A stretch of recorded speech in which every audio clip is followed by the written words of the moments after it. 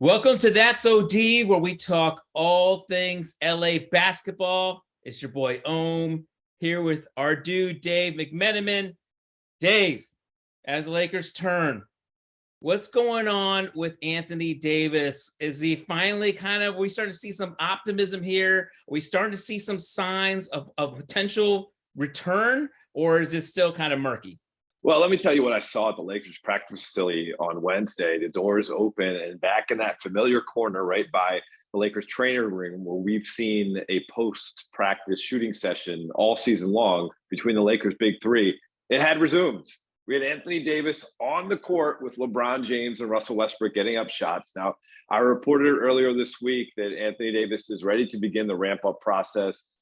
The great news that we already have on the AD front is that the pain level in that right foot, obviously he's dealing with a fractured piece of bone spur from the navicular bone, which is, that's tricky stuff there, and a stress reaction in that foot. But give it to me, Dr. McMenamin. Give it to me, right? Dr. McMenamin. I mean, who ever thought when I was in journalism school that I would be talking about things like this? I think maybe that should be something that they bake into the curriculum, where you learn basic anatomy so you can speak about what you're talking about with some sort of authority. But that pain level was at a 9, and it's now around a 1, consistently really? At a 1, which is a really good sign, because part of Anthony Davis's early season woes before he really hit that MVP stride was he was still dealing with some lingering pain in his back.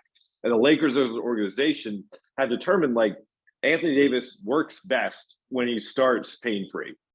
If he's pain-free, he's going to give you his all. He's going to give you that extra mile. He's going to be clear mentally and be able to take on a bigger load. And so that's been part of this process. They want that pain level to go down to a 0 so they can build back up. But he's going to be doing non-weight-bearing activities, some spot shooting like we saw today, but working in the pool, working in an altered gravity treadmill, which is basically like you're sitting almost in like a pool floaty from the waist down, where you can program the machine. You may weigh 240 pounds. Well, the machine will have it where only 120 pounds of your weight will be going on your joints. And that will allow him to get his wind back. And then they'll slowly work his way back on the court. But the good news that I've reported and I've heard, this might not be a prolonged process. We could be talking about maybe less than 2 weeks of a ramp up, barring any setbacks, and then he's back into the lineup. And you think about the doom and gloom of where the Lakers stood when he suffered that injury against the Denver Nuggets the first time around. Honestly, the Lakers have found themselves in this period. They've actually gotten better as a team in this time he's been out, which I don't think anyone would have bet about a month ago when he first went out. So, again, he's got to stay healthy. He's got to continue to have the healing without a setback as he adds activities. But it's a pretty good sign for the Lakers right now. Couple things, Dave. We got about 5 weeks before All-Star break. So it sounds like he's going to make it back well before that time frame, because I think a lot of us might have been thinking, okay, maybe, we might see AD back after All-Star, so the Lakers play it safe. But certainly, of course, they need him back as soon as possible to make that run, to continue this push that they've been on. And also, who knows, maybe, put a little pressure on the Lakers to make a trade. But I'm wondering, so do you think his pain tolerance is at 1? I mean, do you still think this could be still something that, when he comes back and starts practicing, that pain level goes up? Do you think, can he do any more further damage to this injury as he starts to play more? Yeah, that's the question, right? So it's going to come down to, if it spikes, then you go back into another period of rest, and then you're just losing time. Sand is falling through the hourglass. And then you're saying, well, man, if this is going to keep happening, then I probably should have opted for surgery in the first place, right? So that's why there's still some caution to all these reporting. But, if you take the optimistic route, things are going according to plan. Now, originally he was told that this could be an 8 to 10 week timeline if you go the non-surgical route. If things go the way things have been trending, he could be back in 6 weeks, which for a guy who has the reputation of Mr. Glass and gets all the ridicule for being street clothes, et cetera, that would be a pretty good turn of events. Now, again, this is a crucial 2-week period, but they hope as a team, and certainly Anthony Davis hopes as a player, that he'll be able to manage it. You could see him wearing some sort of brace, wearing a different type of sneaker. They're going to be testing those things out over the next couple weeks as well. This will be part of this process here. But, listen, I've covered guys, and no two bodies are alike and no two mindsets are alike. But I covered Andrew Bynum playing on one leg in the 2010 NBA playoffs, dragging his body up and down the court, not missing a game, obviously needing surgery in the offseason, but he got a ring out of that. And, it's going to be a longer period where Anthony Davis would have to do something like that here. Basically you're talking about him maybe playing 35 games plus the postseason, but that's the hope. And again, the nice thing that they've discovered over these last couple of weeks is that Thomas Bryant, let's give him some minutes. Definitely. Max Christie could be something that helps them down the line. Even Kendrick Nunn has found his game for the first time, basically, since coming to the Lakers. And, you hate to silver lining it because that really means that they haven't lived up to the team that they hoped they could be. But these NBA seasons, as the Clippers know, they're so long that there's still plenty of time here for the Lakers to look like a competitive group that could give nightmares, quite frankly, to a lot of teams in the Western Conference. If you get AD and LeBron healthy in a playoff series, I mean, they've never lost a playoff series when they've both been healthy. Bone spurs not to be trifled with. I mean, that's something that, you're right. Everybody's different. John Wall went through it with bone spurs. I mean, I don't think he's ever really kind of been the same since. Of course, his almost, like he said, he almost needed an amputation because he had an infection after he had surgery. Let's talk about what's on the trade front, Dave. We are getting closer and closer to February. I mean, we're now in almost mid-January. Anything cooking on that front at all? In general, the league has been pretty quiet there, right? We saw the one small deal, Noah Vonleh, between the Spurs and the Celtics, basically as a salary dump for the Celtics to get out of some penalty tax situations. But until things start moving, the Lakers are going to continue to kind of sit back and watch, check in, get intel when they can get intel. And my understanding from the people I've spoken to, there is no definitely yes or definitely no that they will do a deal leading up to February 9th. If the right deal emerges that will make them, in their eyes, a better team over the next 3 years, that's their priority. They want the team to get to the best level it can get while LeBron James is still on the roster. But if that means not making that deal in February and playing out the rest of this season with the group that they have, and knowing that they feel like there's going to be a better deal in July in the offseason, they'll do that because they are looking at the finality of LeBron as a whole. And yes, it's tough to stomach the idea of yet another season where, last year LeBron averages 30 points in year 19. This year, again, having a tremendous season individually, to not give him some more talent around him. Because again, as great as LeBron's been, his minutes are too high for a guy at this stage of his career. You're putting yourself at risk when you do that. Still, though, what's better this is the way they think of it. What's better? A deal now. First of all, that deal may not be on the table, but let's say a deal now that we feel will get us into the first round for sure, or a deal in the summertime that we feel like will give us a shot in the second round or Western Conference Finals for sure, right? And that's the math that they're doing. And the problem here is that nothing is guaranteed. LeBron's already doing the unprecedented, playing this way at this stage of his career. You could be messing with fire, just not going for the obvious deal that's there and just letting the chips fall where they may, versus continuing to wait for a better deal that may never emerge. And that's kind of the roster math that they're going through right now. How upset, you know LeBron very well. How upset do you think he would be if the Lakers don't make a trade? Especially if they're still playing the way they are now. I think it would be a tough pill for him to swallow. And I think similarly to the way we saw last year, where he goes to Cleveland over All-Star weekend and talks glowingly about the work that Sam Presti has done for the Oklahoma City Thunder. And it was not hard to read the tea leaves there. It was taking a shot back at El Segundo, UCLA Health Training Center, and Rob Pelinka's office. I think you could see a similar type of tax if that was the case, because what he's asking for is to be in a basketball situation where he reports to work every day for the rest of his career and he feels like he's in a competitive environment with a chance to win. Not give me a super team every year. That's not what he's asking for. He wants to be on a team that's a perennial playoff contender.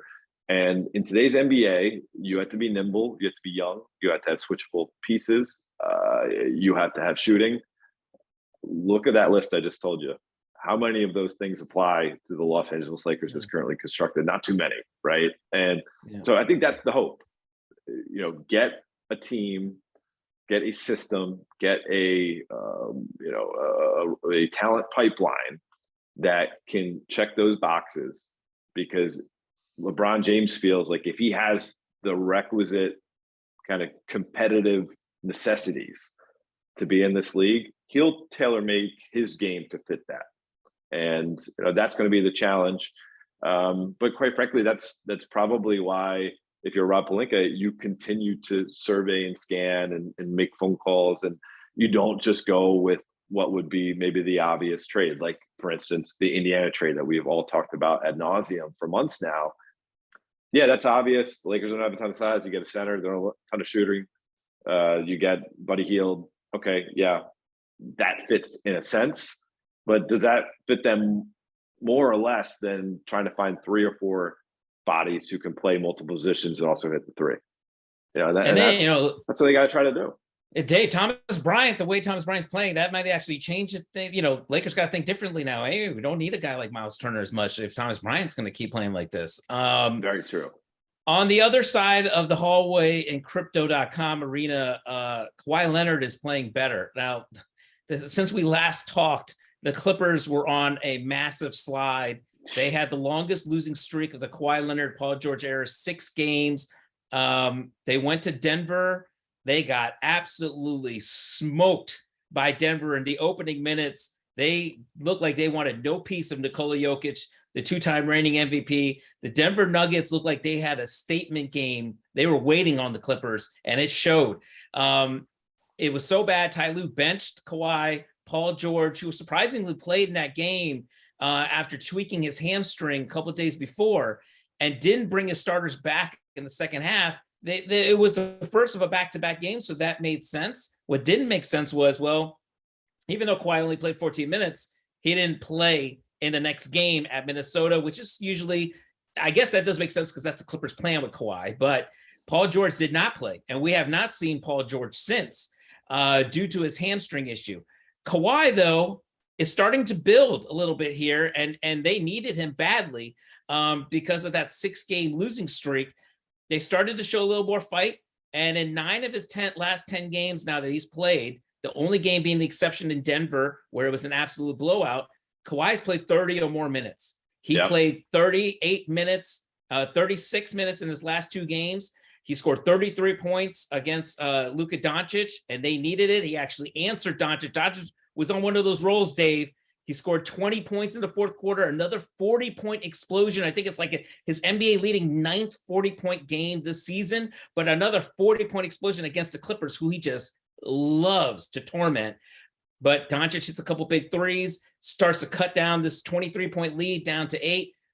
Kawhi answers with a 3. Kawhi then gets fouled with another 3, hits 3 free throws. Dave, he's getting to the line. I think he's hit like 21 of 22 free throws in his last 2 games. And he also expressed that he's been frustrated with the minutes restriction. And now that he doesn't have one, he's starting to kind of get a little more comfortable.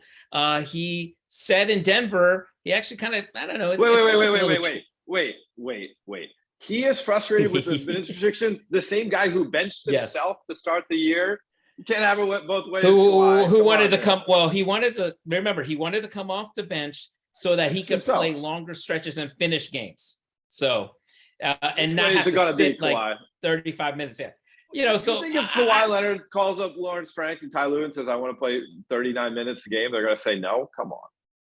Look, I hear this a lot on talk radio, Dave. Like, guys are always like, oh, Kawhi Leonard, the Clippers are holding him back and the Clippers are, this is what the Clippers do. Yes, to a certain sense, the Clippers are going to protect their players. But at the same time, you and I both know in the player empowerment era where players have their own medical teams and everything else, they have as much of a say as a medical team does in how they're going to play. And listen, we want to believe in the perfect world, guys want to play every single night. That world is gone. That might have been like the 80s and the early 90s. That world is gone. I think today players and medical teams work together to make sure that they're going to, be ready. But like, listen, if Kawhi says he's frustrated, Kawhi says he's frustrated. Kawhi also said in Denver, he told reporters there, hey, instead of kind of turning the page when we're down, 30 in the first half, why don't you keep us in there and let us kind of like figure it out and play it out? I would argue the other side, well, you had a whole half to figure it out. You guys clearly didn't show up. And Ty Lue is like moving on, trying to find a spark to try and find some energy because that was a lifeless outing there. So I thought it was interesting. Kawhi said that about like his minutes frustration and everything. Paul George, hopefully he'll be back Friday. It doesn't sound like he's doing much. He tweaked his hamstring, same hamstring that kept him out, I think, previously of 7 games. And I asked him, is in the same spot? He said yes. And that's why I was a little surprised that he came back in Denver and tried to play there. And he didn't really try driving to the rim too much. He took a lot of mid-range shots, outside shots. It wasn't a great outing, but to excuse Paul, it wasn't a great outing for anybody in a Clippers uniform that night. So hopefully we see Paul George back soon, but that remains question mark. And Luke Kennard's out as well. So once again, Clippers are banged up, but at least they did end that 6-game losing streak. Dave, LA Confidential, will we unload our notebook, Dave? I'll start with the Clippers here. What do you got? Ty Lue had to shake things up. That 6-game losing streak was pretty bad, Dave. And it got to the point where Ty Lue, I'm not going to say it was desperation, but he made a big move. He benched Reggie Jackson, started Terance Mann, and he didn't just put Reggie Jackson to bring him off the bench. I mean, in that first game, Reggie Jackson played 8 minutes in the first half and then did not play in the second half. That was against Atlanta. They lost the game. Last night against Dallas, Reggie Jackson doesn't start. He doesn't play. He was a DNP.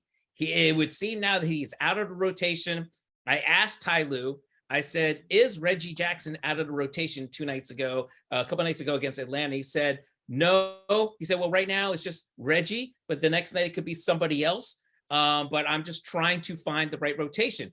Ty Lue, I think, has starting to shrink his rotation a little bit and get it down to 8. I mean, circumstances provide that you got to bring in a body here and there. So they'll end up playing 9 or 10 guys, but really 8 guys playing main minutes. And it's going to be real interesting to see, Dave, when Paul George comes back and Luke Kennard comes back, who is going to be the other odd man guy out? Right now, Robert Covington seems to be back in the rotation, but when Paul George comes back, when Luke Kennard comes back, Robert Covington out, and I don't know what's going to happen to John Wall, Dave. The Clippers point guard situation is not great. It's almost like right now, it looks like they kind of are realizing that we're probably going to have to play without our point guards. Now, Ty did say last night, I'm a former point guard. I have a soft spot for point guards. So he's still playing John Wall. John Wall has not looked great. He did have a good game a couple of nights ago in Minnesota, but he's not pushing the ball like he used to. I think his body, I don't want to use the he looks like he kind of hit the wall. He played 40 games in like the previous 3 seasons. So I do think something's bothering him. He doesn't look right. And so Ty's used Norm Powell a little bit at backup point guard with this all wing lineup.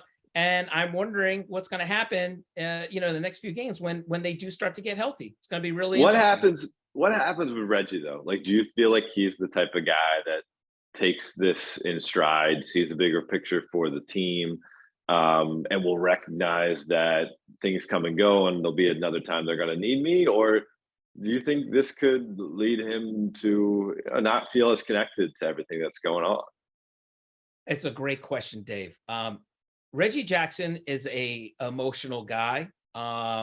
And so listen, he's admitted he's been in a down place before. He was down in Detroit, thought about kind of leaving basketball and quitting. His brother convinced him to stay. And then he got to the Clippers and he was around his best friend, Paul George, started playing really well, became a real fan favorite, and he was been loving life. He's as positive a guy as you'll see, Dave. When he's out of the locker room, in the locker room, outside the locker room, he pounds fists with every single person in the hallway, reporters, staff members, people who work at crypto.com arena.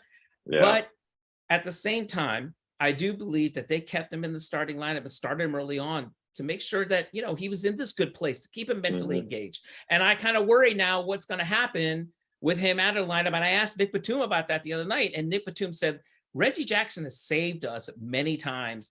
And so we got to stick together. He actually said this about the team in general. First, he said, we have to stick together during the 6-game losing streak. But he said, as far as Reggie is concerned, we have to have his back and make sure we know that he knows that we're there, because we're going to need him down the stretch. So I do worry if John Wall also doesn't play or gets benched. I do wonder mentally how that's going to impact him as well, because I do think John Wall wants to play more minutes. He wants to play more, get back in this groove.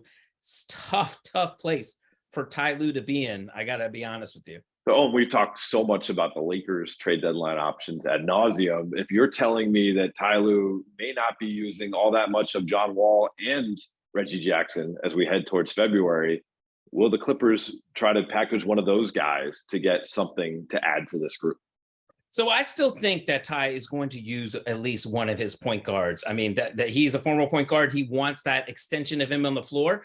But if they continue to play up and down like they are now, and they have another losing streak in them, or guys are still hurt, I mean, look, what we do know about the Clippers front office, Dave, is they always do tend to make a trade before the trade deadline. Might not be the biggest deal, but they're always out there listening. They're always out there kind of gauging what other teams need, and they certainly know their own needs. And I think they will be open to making a deal. What I heard, though, and talking to other people around the league, Dave, and I'm sure you're hearing the same thing, this is not just a Laker issue or a Clipper issue. Other teams out there, the price is high for guys that they want to make a trade. So if you want to make a deal for someone, I don't know, let's say John Collins, for example, or something like that, the price may be higher and maybe a little bit too expensive of a taste for you. So I'm not saying that the Clippers are going after John Collins. I'm just using John Collins as an example. Yeah. Okay. So listen, I think the Clippers are going to be out there, and I think they will look and see what's in the point guard market, what's in the backup big man market, and certainly anything else that's going to strengthen their team. This depth that they had a lot. They had as deep of a roster as any in the NBA.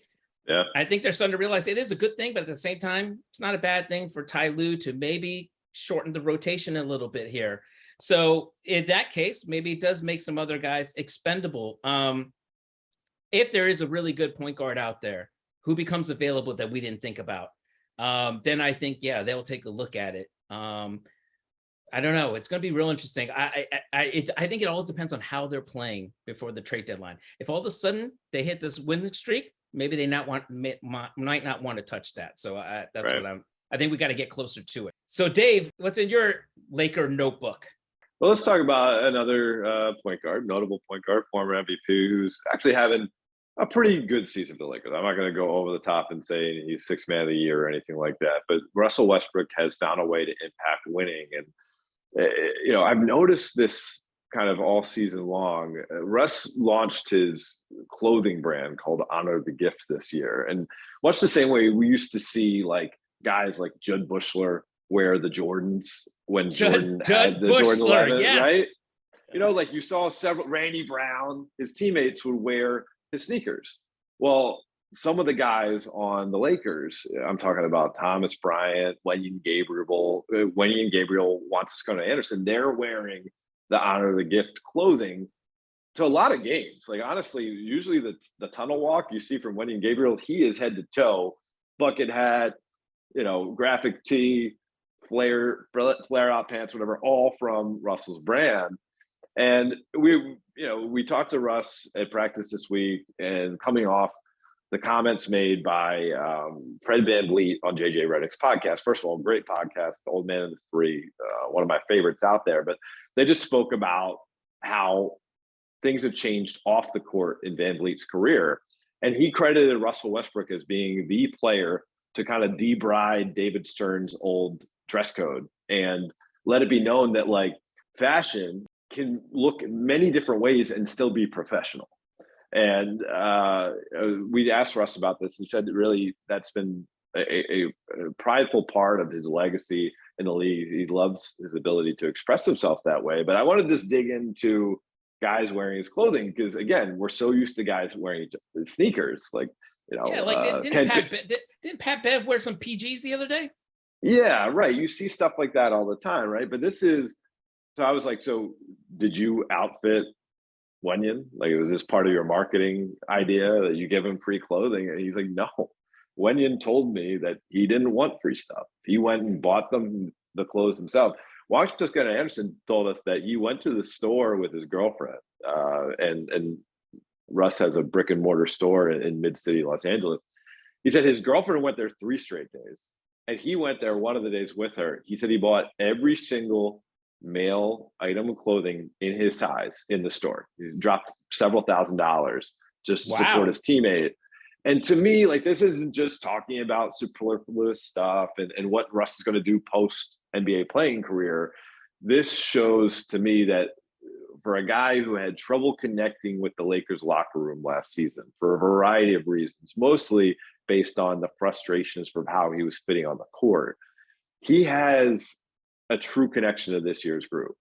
And through that connection, it's allowed him to have his influence on what this team looks like, the culture of the team. And it's a healthier locker room because of it. And, you do have, of course, LeBron being a leader here, and you still have Darvin Ham's voice mattering a lot, but Russell Westbrook's voice matters as well. And, it's just kind of a small glimpse into what the culture of the Lakers currently is. And it's another reason why, whereas maybe going into this season, I would have raised my hand and said, if you can find a trade to part with Russell Westbrook, you got to do it. Where they stand now, combined with what he's doing on the court and how he fits in with this group and how this group makes sense together, I think I'd probably vote to keep him and ride out this year to see where things go. Dave, when are you going to the store to go buy your $1,000 worth of clothes and showing up on the show? Can we get him to sponsor the show? That'd be nice. Russ, that's pretty good. I do see the billboard for his store almost every single day if I go a certain route to work. Hey, look, Russ, I can take MJ and Scotty down. We can put the sign back there, Russ. Okay. I wanted to ask, like, Russ, I noticed, like, and listen, obviously he gets to play his game when LeBron isn't playing, but more so than that, you see him like just a positive energy between him and teammates. He's high-fiving guys, he's interacting with them. He doesn't look like he has that negative energy as much. And like, even off the court, I don't know what you're seeing in the locker room, Dave, or even in the hallways, but I mean, didn't he have dinner, like Christmas dinner with Patrick Beverly, like on the road? Yes, I think Pat Bev said, and I right. saw, like, I'm friends with Pat Bev's mom on Facebook, and I saw like the pictures of them and in like the restaurant, like Pat Bev's family and Russ, and I was like, oh, that's interesting. That's kind of cool to see. Yeah, I think those things are really important. Just so it's been a hard transition for Russell Westbrook coming to Los Angeles, becoming a bench player for the first time since he was a rookie, having to deal with, quite frankly, a better player with the ball in his hands. I don't know if you could say too many times in his career he's had that experience where it's clear that this guy is better. Like, there's no argument there. LeBron James is better than Russ. That's a hard pill to swallow for a very prideful guy who still takes a lot of time he puts into his game. But there's been a shift in attitude, certainly in my interactions with him. Most of the general media and reporters that work with Russell Westbrook would tell you the same thing. There's a comfort factor that exists now that didn't last year. And I think, Darvin Ham used this line a couple months ago that the teammates on the Lakers, they root for Russ's success. I don't know if that was the case last year. Yeah. But this year it does exist. And again, I'm not going to go all Disney storybook here. This group is currently constructed, probably has a ceiling of a second round exit. So, just by a pure salary standpoint, you may have to trade Russ if the right deal it presents itself, right? Yeah. But I'll say this: I think the Lake year experience for this group, this locker room, is vastly better than it was last year. Yeah, and let's see. Look. Let's see when they are in pressure-packed games down the stretch. If they are in, let's say they don't make a trade, but they're in contention for a play-in, and these games start getting a little more pressure-packed. And let's see how they all respond, especially Russ. And if Russ isn't playing well, how everybody else responds to him. We finish usually with Hollywood star, LA car chase, trending up and down. Dave, I'll start my Hollywood star. Terance Mann inserted into the starting lineup. I'll say this season more than ever that I can remember, when you look at teams around the league, energy players are making a difference. And especially on the good teams, you see it like for a moment with the Brooklyn Nets, Yuta Watanabe, he was an energy player making a difference, kind of just in just little plays. Terance Mann is the Clippers energy player. And I think that's what the Clippers knew when they put Terance Mann in the starting lineup. Ty knew he had to find ways to play him more minutes, and they needed to start games better. And Terance has brought that. He's one guy that just finds a knack to get to the rim. And when he gets to the rim, the other night, I mean, he pulled this like almost like a Hakeem Olajuwon, like ball fake, pump fake, and then he scored.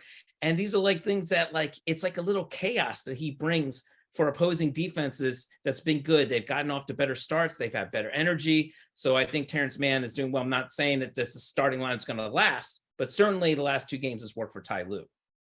Well, trending upward for the Lakers, as you know, I don't want to be repetitive here, but LeBron James, the reigning Western Conference Player of the Week, year 20, 38 years old, you know, all that stuff. Just his scoring has been remarkable. He's over 29 points per game this year. His efficiency is through the roof. He's shooting better than 50% from the field.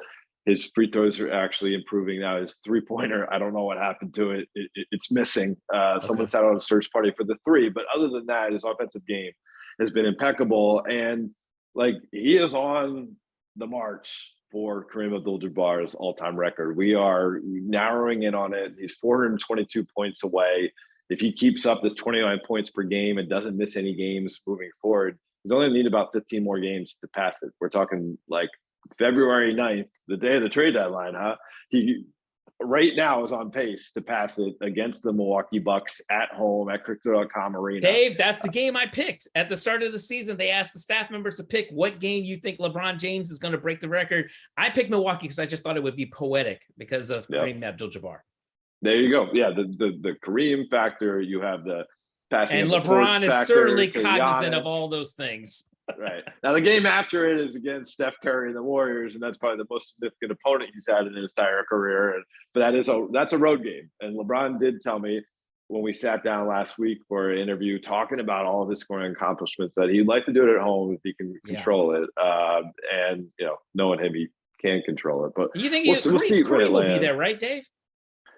I would think so. Now, I did ask LeBron about his relationship with Kareem these days. And basically, he didn't add any fuel to the fire. Of course, Kareem has taken some shots over the last several years, but Kareem actually has backtracked on some of those thoughts. He did a interview with Sirius XM Radio last year where he just said, like, listen, anything I said in the past, like, I do have minor critiques of LeBron James, but overall, I respect him as a man, as a basketball player, as someone who cares about his community. And that's what LeBron told me. Like, they have forever linked conversations between him and Kareem, from their mythical high school careers to obviously their time with the Lakers, all the points they've scored. And both guys will be always talked about when it comes to social justice consciousness. And obviously, you know, the Cleveland Summit for Kareem and the things that LeBron James has done and continues to do. So I don't know. It like, I get it. You know, LeBron's been talked about for so long, and you know, maybe people are tired of him, you know, for whatever reason. But like, just maybe take this next month or so, if you're a basketball fan, just to like think about what he's done for 20 years in this game. He's about to pass a record that we all thought was untouchable. Like, when I grew up as a basketball fan, when you start to learn the history of the game, 38,387 points is right up there with 100 points in game per will. Like, those are untouchable type of numbers. That's like the 56 game hitting streak for Joe DiMaggio in baseball. Like, you don't think it can be done.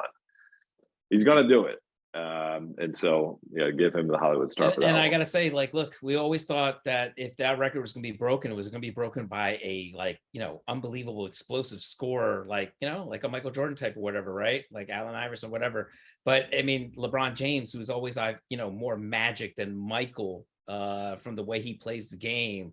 This guy's going to do it. It's unbelievable. Absolutely unbelievable. My car chase, and we talked about what the Clippers might be looking for in the trade market. I think there's kind of an absence in leadership on this team.